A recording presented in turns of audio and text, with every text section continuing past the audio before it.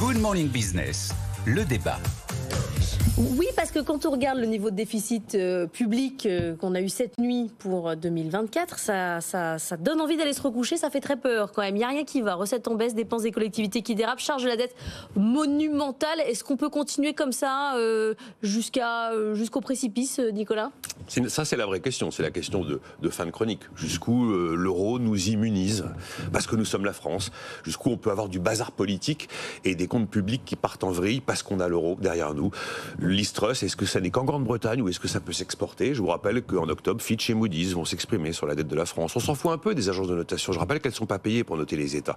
Mais il y a un moment, oui, il y a l'histoire des arbres qui ne vont pas jusqu'au ciel, c'est valable pour les comptes publics. La première réaction, avant de rentrer dans le détail, je n'ai jamais vu ça. Je n'ai jamais vu une dégradation aussi violente et poursuivie des comptes de la nation. Je vous rappelle 0,6% de déficit entre 23 et 24 en plus. Là, on aurait 0,5 en plus. La trajectoire là, qui nous est décrite, si on ne fait rien, et c'est le sujet, il va falloir corriger. Comment va-t-on corriger ? J'ai 2-3 idées. 5,6 en 24, on est au-dessus de 6% en 25. Là où on avait dit 4,1. Vous voyez l'écart là, c'est plus 0,6 points, c'est 200 points de base l'écart. Si on ne fait rien encore une fois, 2026, 6,7% de déficit. 6,5 en 2027. Il avait dit quoi Bruno Le Maire à Bruxelles ? Sous les 3% en 2027. 6,5 sous les 3%, plus de 300 points de base d'écart. Attention, on n'a jamais vu ça. Et comme ça, si on ne corrige rien, la trajectoire de la dette publique, c'est plus nos gentils 113% face au PIB, c'est 124 en 2028. Waouh, je rappelle les deux notes récentes, CAE, juillet, CEPREMAP, 21 août, 110 milliards à trouver, quoi qu'il arrive, au bas mot, pour stabiliser la dette publique en 7 ans. On n'a jamais vu ça. Trouver 20 milliards en 25, on n'a jamais fait. 20 milliards en 26, on n'a jamais fait. Voilà la photographie. Mais ça vous fout les jetons ou pas ? C'est-à-dire que, ok, on n'a jamais vu ça, mais... Moi, vous savez, François Eccal vient souvent ici, le meilleur spécialiste des finances publiques. Il ne faut jamais dire jamais. La France, too big to fail, il ne faut jamais dire jamais. Voilà.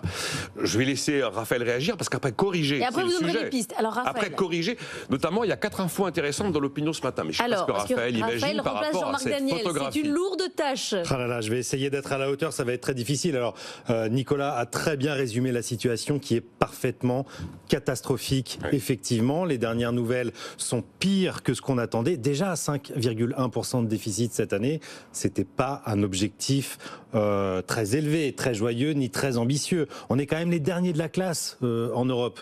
Je veux dire, la quasi plus de la moitié. L'Italie est au-dessus de nous en termes de déficit. On n'a plus que l'Italie, mais là, plus de la moitié des États membres de la zone euro, puis de l'Union européenne, sont tous sous les 3% aujourd'hui.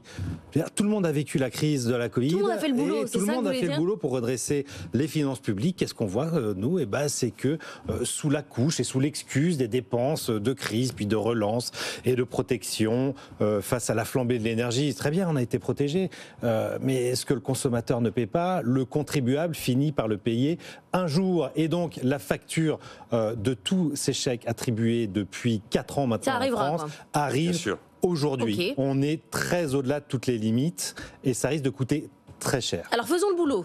Faisons le boulot. Alors quand vous êtes devant cette situation avec les montants que j'ai indiqués, on ne peut pas réaliser ces 110 milliards uniquement par de la gentille baisse de dépenses publiques. Vous avez 2 moyens pour essayer de reprendre le contrôle de vos finances publiques.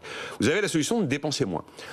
Vous avez la solution de taxer plus, de faire rentrer plus d'argent. Et ça, c'est très impopulaire. Ça veut dire toucher à des stars de la fiscalité comme la TVA, la CSG, l'impôt sur le revenu, l'impôt sur les sociétés. Vous avez la solution de verser moins, donc de faire sortir moins d'argent. Et alors là, la panoplie est merveilleuse, parce qu'en plus, c'est la fiscalité qui met personne dans la rue. Si je décide de réduire la dépense fiscale, paf, je vais te couper un peu de crédit d'impôt recherche. Ah, je vais aller tailler un peu la niche fiscale du gazole non routier. Tiens, je vais baisser le bonus écolo pour... Ça met les gens dans la rue. Oui, mais on y va gentiment, ça passe. On a commencé déjà à le faire cette année. Vous n'avez pas vu le BTP sortir dans la rue à cause du GNR, pas vraiment. On est vu sur ce plateau. Bon, on a retiré 1 000 € du bonus écolo pour acheter sa voiture électrique. Les conducteurs ne sont pas allés manifester. Vous allez voir que là, on va vous tailler dans l'apprentissage pour les bac plus 3, bac plus 4, bac plus 5. Vous n'allez pas voir les docteurs en droit sortir dans la rue parce qu'ils n'ont plus accès à l'apprentissage. Après, si je décide de désindexer plein de trucs, prestations, pensions, barème de l'IR, je taxe pas plus. Je fais sortir moins d'argent.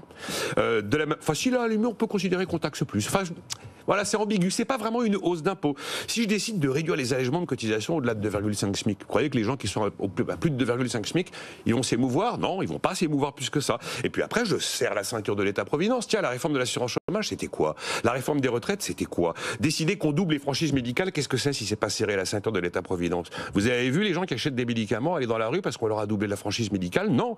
Si je décide de moins rembourser les taxis sanitaires, ils ont essayé de se faire entendre. À cette rentrée, moi, je les vois plus manifester. Je peux aussi décider de jouer sur les jours de carence. Ça a été une solution proposée par la Cour des comptes. Et puis au nom de la santé publique, tous les ans, je vous mets un peu de tabac et je vous mets un peu d'alcool parce que ça, évidemment, c'est intouchable. La santé n'a pas de prix. Et voilà, on a réglé le problème. Sauf que tout ça, ce sont des rustines, Nicolas. C'est un peu le ménage de printemps qu'on fait chaque année dans sa maison et qui devrait être le travail itératif d'un État qui gérait à peu près correctement ses finances publiques. Mais on est très loin avec tout ça. C'est quelques milliards à chaque fois du barrage qu'il va falloir maintenant mettre en place pour endiguer cette croissance permanente de la dépense publique qui ne rend pas les Français plus heureux. On a malheureusement un débat politique un peu hors sol en ce moment. On n'a pas parlé une seule fois des déficits durant les législatives. On n'a pas parlé une seule fois de la dérive complète des dépenses publiques. On fera rien. Des dépenses de fonctionnement qui ne sont pas des dépenses d'investissement pour l'avenir. Mais là, le mur du réel va nous claquer. Et le mur du réel, on vient de le voir avec Étienne sur les marchés. Oui, 70 points de base. C'est ça le mur du réel. Tant que ça ne bouge pas. Tant que l'Allemagne est là, tant que l'euro est là. Attention, sur morphine monétaire. Attention, alors un spread, ça peut se dégrader en 4 jours. Hein. Donc là, aujourd'hui, 3 septembre, tout va bien. Moi, effectivement, mis bout à bout, il y a quand même pas mal de sous. Maintenant, si vous voulez l'arme de guerre, c'est année blanche sur année blanche sur année blanche sur année blanche. Là, vous avez des milliards par dizaines et c'est monter la fiscalité sans que ça se voit.